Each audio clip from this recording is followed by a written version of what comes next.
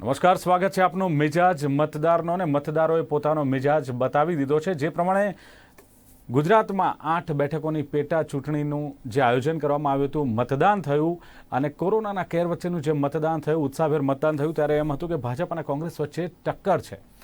પરંતુ જેમ જેમ રૂઝાન આવતા ગયા અને જેમ જેમ પરિણામો આવતા ગયા, ત્યારબાદ ખબર પડી કે 8 સીટો ભારતીય જનતા પાર્ટી જીતી રહી છે. ક્યાંક કોંગ્રેસને અપેક્ષા હતી કે 4 થી 5 સીટો, કોંગ્રેસને જ નહીં પરંતુ રાજકીય વિશ્લેષકો પણ ક્યાંક એવું માનતા હતા કે 2 થી 3 અથવા મેક્સિમમ 4 કોંગ્રેસના પક્ષમાં આવી શકે છે બેઠકો અને 4 થી 5 બેઠકો ભાજપ જીતી શકે છે. ક્યાંક ભાજપ 6 થી 7 પણ જીતી શકે છે, પરંતુ 1-2 બેઠકો કોંગ્રેસના ફાળે આવશે આવી તમામને અપેક્ષા હતી, પરંતુ બિલકુલ નહીં.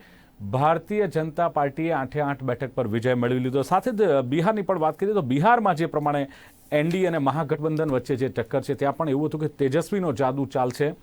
અત્યારે જોવા જઈએ તો કશ્મકશ તો કહી જ શકાય, બહુ જ વહેલું છે. જો બિહારનું કોઈ પણ પરિણામ વિશે જો ચર્ચા કરીએ તો આઈ થિંક બહુ જ વહેલું છે, કારણ કે 125 સીટ પર જે કહેવાય કે મહાગઠબંધન 125 સીટ પર એનડીએ છે અને 109 સીટ પર મહાગઠબંધન છે, એટલે બહુ ફર્ક નથી. પણ એવું કહી શકાય કે એમાં પણ એનડીએ આગળ છે. એટલે જોવાનું રહેશે કે બિહારની જનતા પરિવર્તન ઈચ્છે છે યા પુનરાવર્તન ઈચ્છે છે. એક્ઝિટ પોલના આંકડા મહાગઠબંધન આગળ રહેશે એવું ચોક્કસ કહ્યું હતું, પરંતુ હવે જ્યારે ધીમે ધીમે રિઝલ્ટ આવી રહ્યું છે, પરિણામ આવી રહ્યું છે, એમાં ક્યાંક એનડીએ અત્યારે લીડ કરી રહ્યું છે.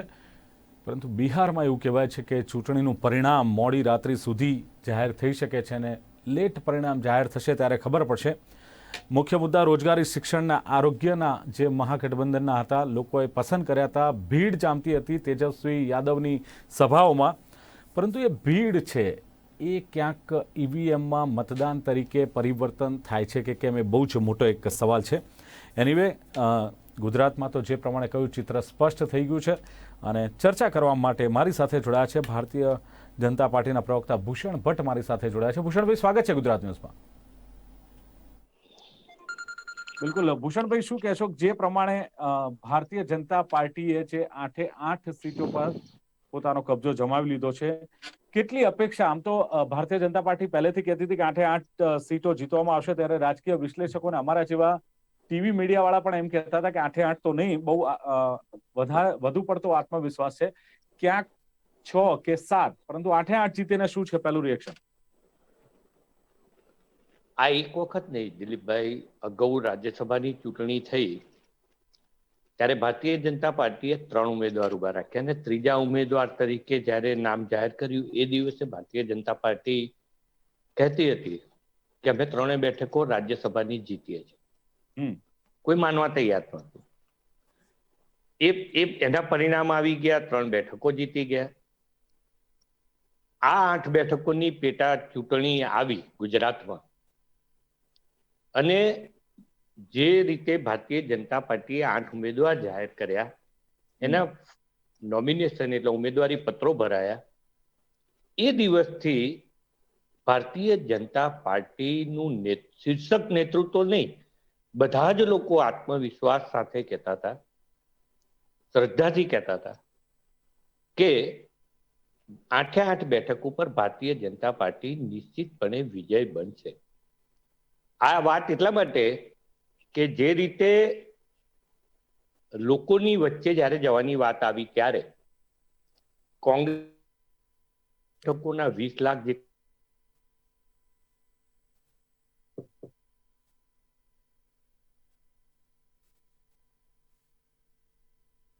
સમાજના, દલિત સમાજના, ક્ષત્રિય સમાજના, ઠાકોર સમાજના, લઘુમતી સમાજના, કોળી પટેલ સમાજના, અન્ય સમાજોના બધા જ સમાજના મતદારો આ 8 બેઠકોમાં વહેંચાયેલા છે.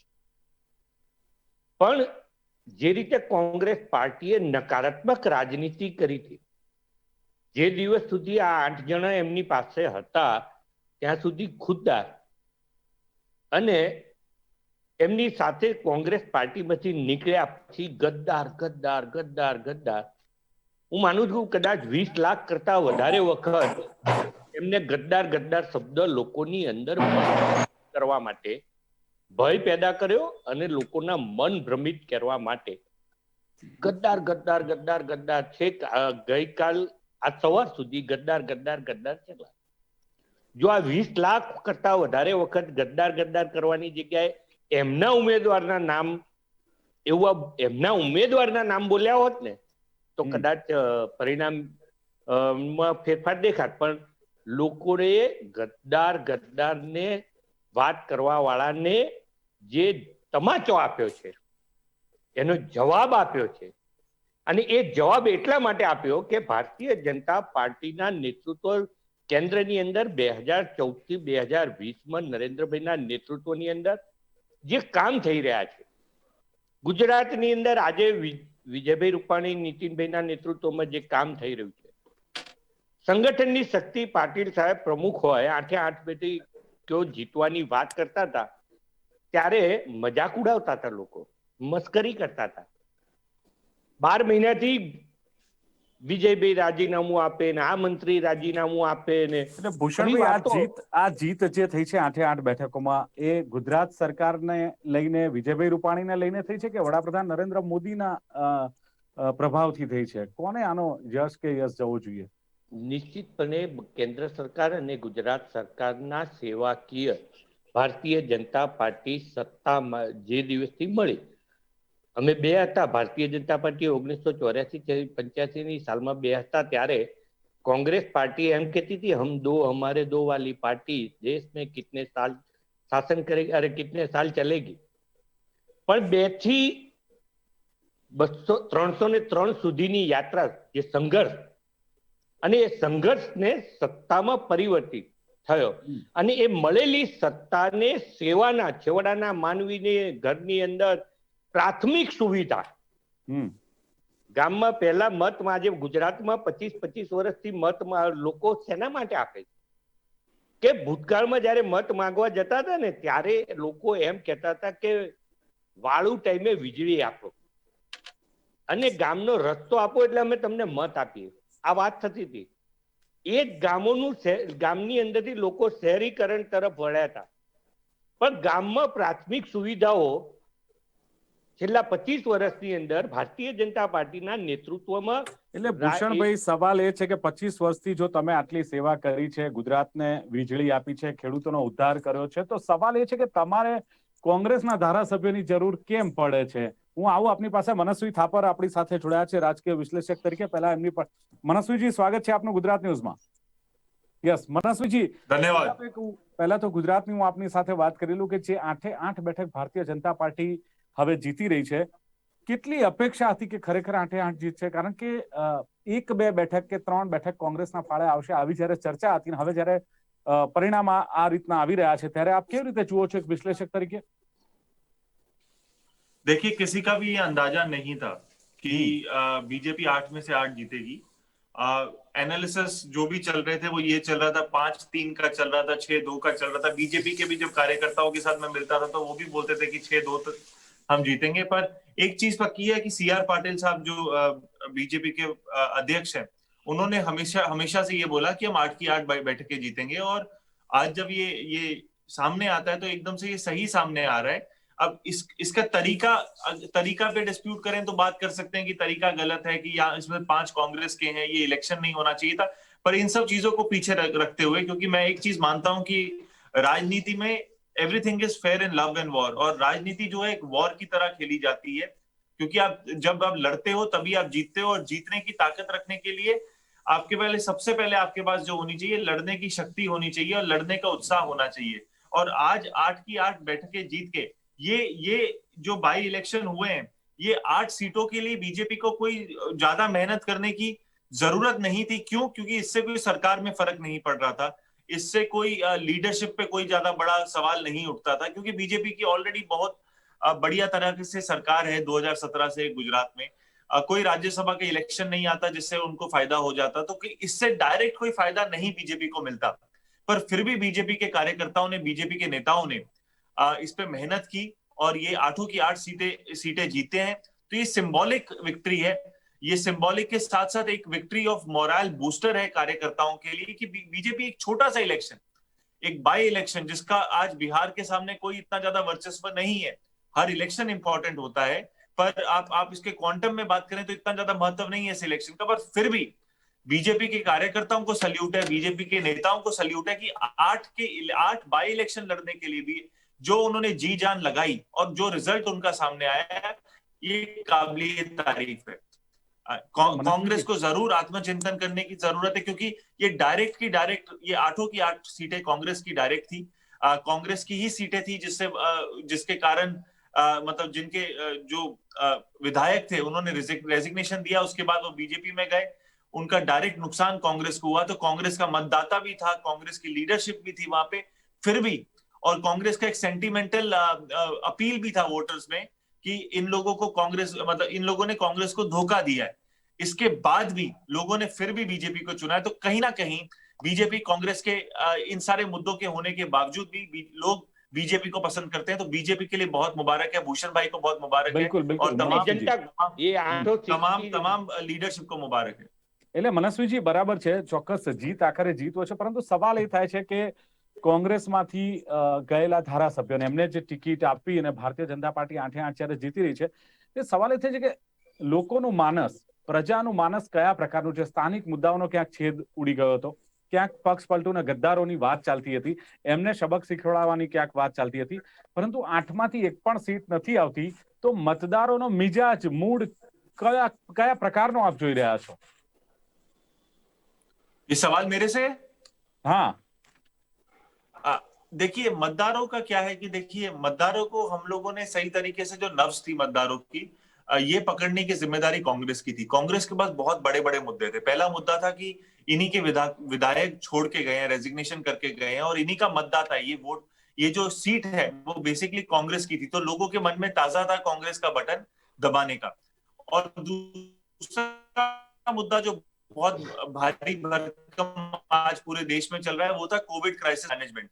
तमाम सरकारें फेल हुई हैं, इसी तरह गुजरात सरकार भी उस कैटेगरी में फेल होती है। तो ये मुद्दे को आप उठा सकते थे, आप उठा सकते थे, किसानों की हालत को उठा सकते थे आप। रोजगार इतना बड़ा मुद्दा है जहां पे बेरोजगारी बढ़ती जा रही है हमारे देश में और गुजरात में, और इंडस्ट्रीज इस तरह से गिरती जा रही, इकोनॉमी का जो हाल है, ये सब मुद्दे थे। पर इन मुद्दों को उठाने वाली लीडरशिप नहीं थी। आज जब मैं डिबेट्स में जाता हूं, देखता हूं कि कांग्रेस के जो प्रवक्ता है, उनका आरोप यह है कि बीजेपी की सेंट्रल लीडरशिप, मतलब स्टेट लीडरशिप, स्टेट मिनिस्टर्स आके ये 8 बैठकों के लिए मेहनत कर रहे हैं। तो क्यों ना करें? ये गलत, ये सवाल ही गलत है। बल्कि सब लोगों को मेहनत करनी चाहिए थी। आपके पास ये दिन है, मौका है आपको सीट जीतने का, तो ये तो सवाल ही गलत था। मैं उस टाइम पे बोल नहीं पाया, अभी मेरे को पता नहीं कांग्रेस वाले है कि नहीं है। अगर आपकी स्टेट लीडरशिप हो या सेंट्रल लीडरशिप हो, तो बीजेपी ये चीज सिखाती है कि कोई इलेक्शन छोटा नहीं होता और कोई इलेक्शन बड़ा नहीं होता। आपको पूरी मेहनत से करना चाहिए, अपने इलेक्शन में पूरा मत देना चाहिए। और वहां पे मैं एक और चीज बताना चाहता हूं कि देखिए, सेंट्रल लीडरशिप जो है कांग्रेस की, उन्होंने एक बार भी गुजरात की विधानसभाओं की 8 बैठकों के बारे में कुछ बात नहीं की, एक बार भी एक यहाँ पे भाषण देने की इच्छा नहीं रखी। तो कहीं ना कहीं वो ग्रास रूट लेवल से छूटते जा रहे हैं। कहीं ना कहीं जो जनसंपर्क है वो कांग्रेस का नहीं हो पा रहा, और यही कारण है कांग्रेस का वोट बैंक है। कांग्रेस का वोट बैंक होते हुए भी, क्योंकि उस वोट बैंक को एक बार आप मिलने तो जाइए, एक बार आप हाथ तो हिलाइए उनके साथ, एक बार आप संपर्क तो करिए, पैम्फलेट तो बांटिए, एक बार आप बात तो करिए, आप वोट दीजिए कांग्रेस को। जब आपका नेता, आपके कार्यकर्ता आपके वोटर के पास जाएंगे ही नहीं, तो वोटर्स को क्या लगेगा? इनको हमारी जरूरत नहीं है। जब वोटर्स को ये लगेगा इनको हमारी जरूरत नहीं, तो कोई दूसरी पार्टी को उसका डायरेक्ट फायदा मिलता है। और बीजेपी का खासियत क्या है? बीजेपी खुद एक बहुत बड़ी पार्टी है, 24/7 काम करती है। अपने प्रमुख बनाए हुए उन्होंने पेज प्रमुख तक, एक लेवल पे स्ट्रक्चर है उनका, हर लेवल पे वो मेहनत करती है। पैसे की बहुत ज्यादा पावर है, एडवर्टाइजमेंट की उनके पास पावर है, सोशल मीडिया की उनके पास पावर है। ये इनकी अच्छी बात है। और साथ में उनको दूसरा फायदा क्या मिलता है? कांग्रेस जो पार्ट टाइम पॉलिटिक्स का काम करती है, फुल टाइम पॉलिटिक्स में नहीं है। आपको अगर बीजेपी से लड़ना है या बीजेपी के 24/7 हमको राजनीति में लड़ना है, तभी आप उनको टक्कर दे पाएंगे और तभी आप इलेक्टोरल पॉलिटिक्स में कुछ आगे बढ़ पाएंगे। पिछले 6 सालों में अगर हम देखें, कांग्रेस का कहीं हमको ऐसा नहीं दिखा कि कांग्रेस सिंगल लार्जेस्ट पार्टी होके किसी का बिना टेका लिए आगे बढ़ती है, सरकार बनाती है और सरकार टूटने का उसको डर ना हो। ऐसा हमने पिछले 6 सालों में नहीं देखा। सिर्फ एक ही एग्जांपल है, वो है पंजाब का, और दूसरा कोई भी नहीं। उसमें भी क्योंकि स्टेट लीडरशिप बहुत स्ट्रांग है, कैप्टन अमरिंदर सिंह की स्टेट लीडरशिप स्ट्रांग है, इसी कारण वो है। तो यहाँ पे एक और कारण है कि स्टेट लीडरशिप यहाँ पे नहीं ग्रूम हुई, और जहां पे भी स्टेट लीडरशिप नहीं है, कांग्रेस की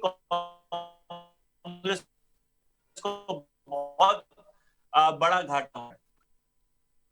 બિલકુલ ભૂષણભાઈ, આમ તો આખરે મનસ્વીજીએ જે પ્રમાણે હેલો. કહ્યું કે જીત, હા અવાજ આવે છે આપનો.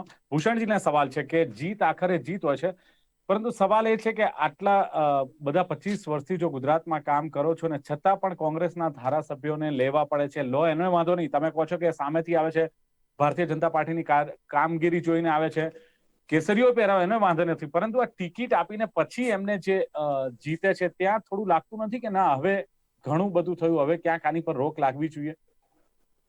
જો દિલીપભાઈ, કોંગ્રેસ ડૂબતી નાવ છે અને આ ડૂબતી નાવમાંથી કોઈ પણ વ્યક્તિ એ સહારો માંગે, તમે હોય, હું હોય, કોઈ પણ જગ્યાએ.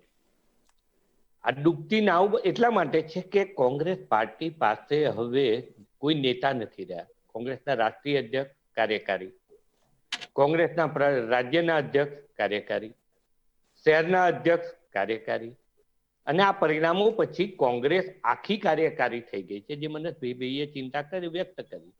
એ કોંગ્રેસ પાર્ટીએ જોવાનું છે ને કે આ પરિણામોથી કોંગ્રેસ હોમ ક્વોરન્ટાઇન થઈ ગઈ, એ બી દેખાયું.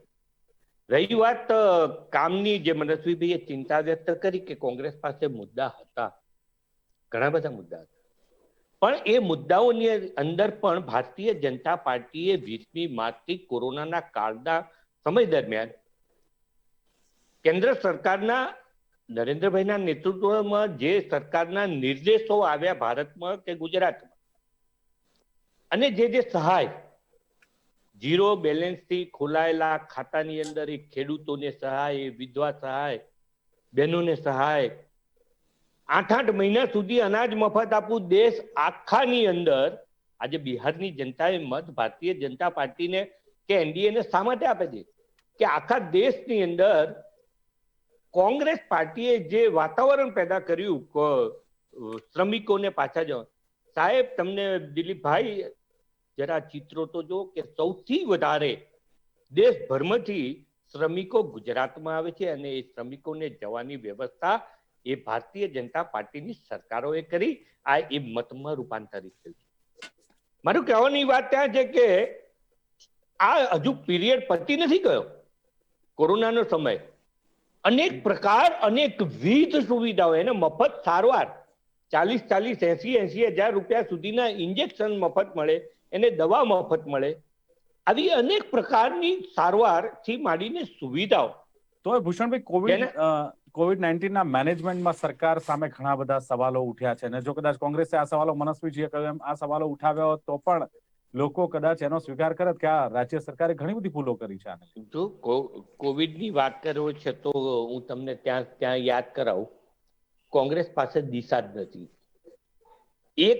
એક વ્યક્તિ, એક નેતા કોવિડ માટે એક હોસ્પિટલના વખાણ કરે અને બીજા નેતા એ હોસ્પિટલના વિરોધ કરે,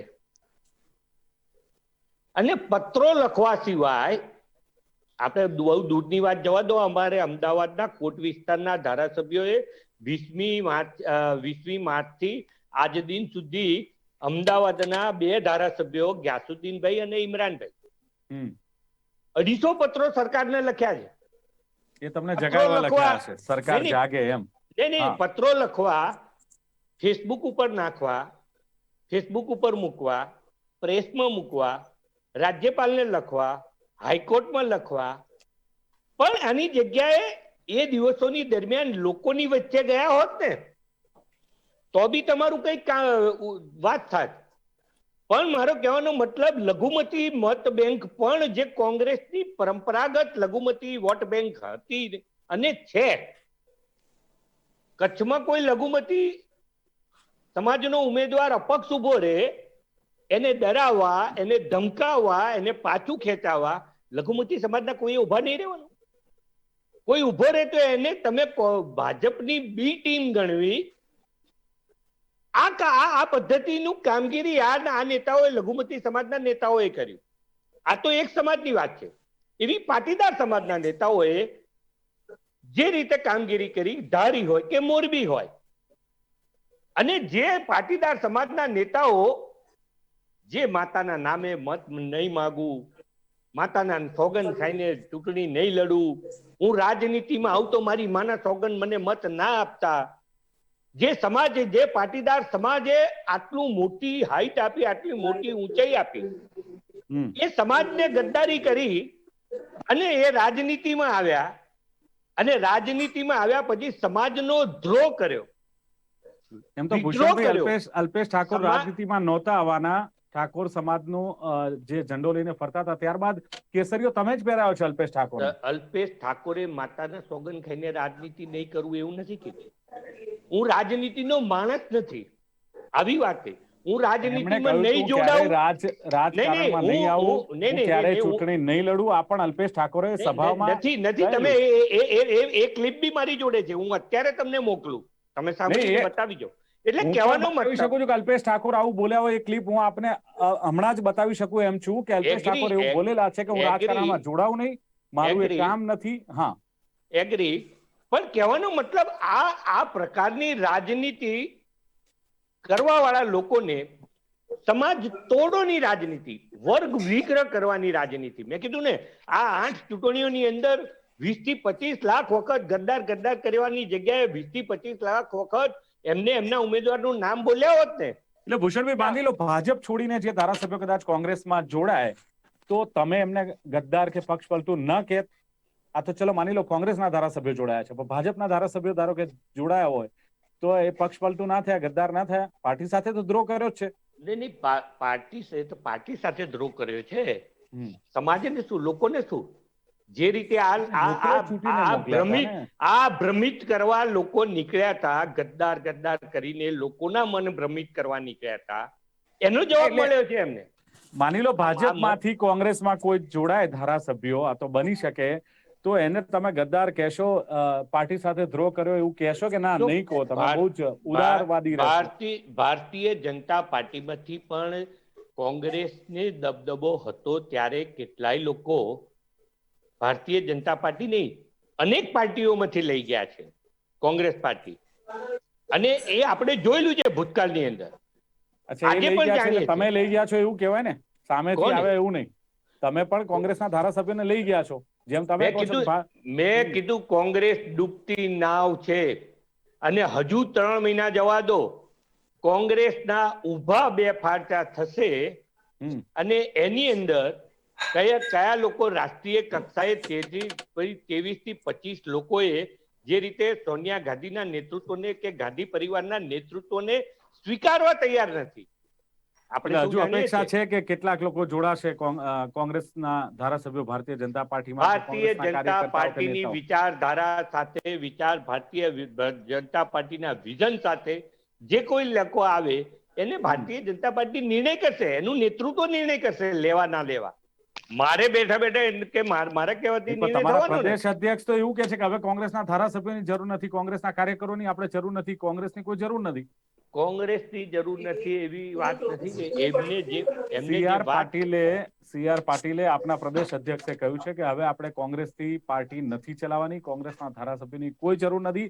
એ જ કોંગ્રેસના ધારાસભ્યોને કેસરીઓ તો પહેરાયો, પરંતુ ટિકિટો પણ આપી, અને હવે એ જીત્યા છે તો એ જીત્યા છે એટલે કોંગ્રેસના ધારાસભ્ય કે ભાજપના ધારાસભ્ય જીત્યા? એ પણ એક સવાલ. ભારતીય જનતા પાર્ટીના નિશાન, કમળના નિશાન ઉપર, ભારતીય જનતા પાર્ટીની સરકારની કામગીરી ઉપર, ભારતીય જનતા પાર્ટીના સંગઠન શક્તિ ઉપર, અને ઉમેદવારની પોતાની વ્યક્તિગત ઇમેજને કારણે આ બધાનો સરવાળો કરીએ, એક બ્રેક લઈએ છીએ અને પરિશ્રમ પછી એ જીત્યા છે. ભૂષણભાઈ, કમર્શિયલ બ્રેક લઈએ છીએ, અને બ્રેક બાદ મનસ્વીજી આપની પાસે પણ આવીશ ને ઘણી બધી વાતો, આપની પાસે પણ ઘણા બધા સવાલો મારી પાસે છે જે ભૂષણભાઈ કહી રહ્યા છે કે હવે ભારતીય જનતા પાર્ટીની વિચારધારાને લઈને કોંગ્રેસમાંથી જે આવતા હોય અને જોડાવા માંગતા હોય તો એના માટે કોંગ્રેસ તૈયાર છે. બીજી તરફ CR પાટીલ કહી રહ્યા છે કે કોંગ્રેસની જરૂર નથી, એટલે આની પણ ચર્ચા કરીશું. એક બ્રેક લઈએ, બ્રેક બાદ ફરી આ ચર્ચાને આગળ વધારીએ.